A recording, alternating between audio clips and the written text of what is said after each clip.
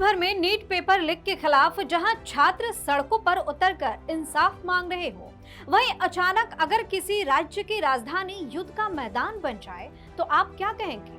और हैरान करने वाली बात तो ये है कि इस हिंसक प्रदर्शन के पीछे छात्रों का नहीं बल्कि ऐसे कट्टरपंथियों का हाथ होने का दावा किया जा रहा है जिन्हें कथित तौर पर सरहद पार से यानी विदेशी ताकतों से शह मिल रही थी। जी हाँ, पश्चिम बंगाल की राजधानी कोलकाता में भयंकर बवाल के बाद राजनीति में जबरदस्त उबाल आ गया है।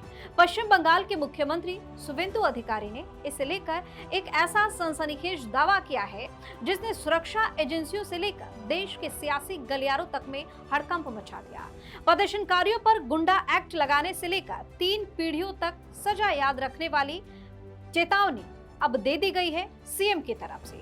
शुवेंदु अधिकारी के इस रुख ने पूरे मामले को एक नया मोड़ पे लाकर खड़ा कर दिया है। स्टोरी में आपको बताएंगे सब कुछ।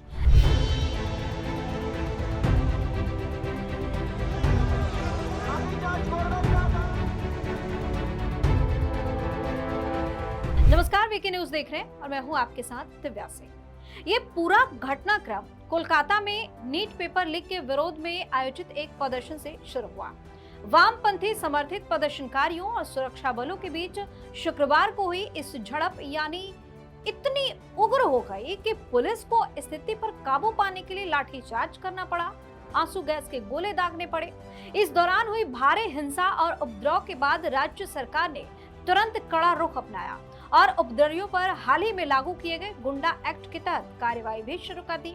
मुख्यमंत्री शुवेंदु अधिकारी ने साफ शब्दों में चेतावनी दी है कि हिंसा भड़काने वालों को ऐसी कड़ी सजा दी जाएगी जिसे उनकी अगली 3 पीढ़ियां भी याद रखेंगी। लेकिन इस मामले में असली मोड़ तब आया जब मुख्यमंत्री शुवेंदु अधिकारी ने इस हिंसा के पीछे की गहरी साजिश का पर्दाफाश किया। नंदीग्राम में कारगिल विजय दिवस के एक कार्यक्रम के बाद मीडिया से बातचीत करते हुए मुख्यमंत्री ने दावा किया कि रैली में शामिल जिन करीब 70 लोगों की पहचान की गई है वे छात्र ही नहीं है। उनका नीट परीक्षा के विरोध आंदोलन से दूर दूर तक कोई लेना देना नहीं है।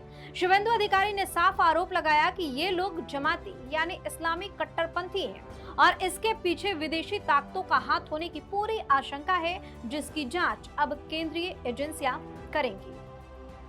मुख्यमंत्री अधिकारी ने हिंसा की दूसरी वजहों को सामने रखते हुए कहा कि राज्य में भाजपा सरकार की तरफ से लिए गए कई सख्त फैसलों के कारण भी ये हिंसा भड़काई गई हो सकती है।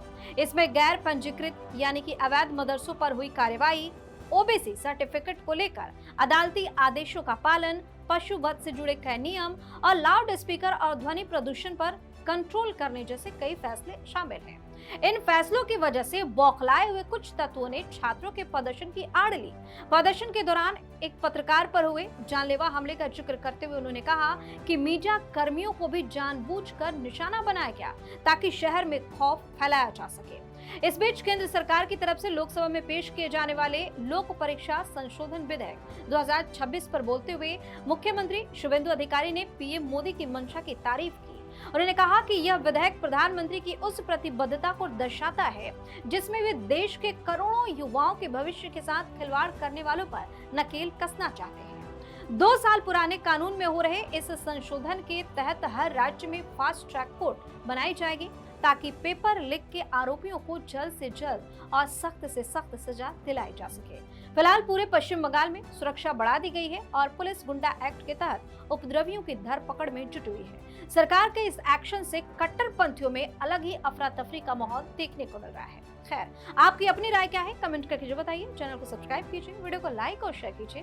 धन्यवाद। वीके न्यूज, राष्ट्र के नाम।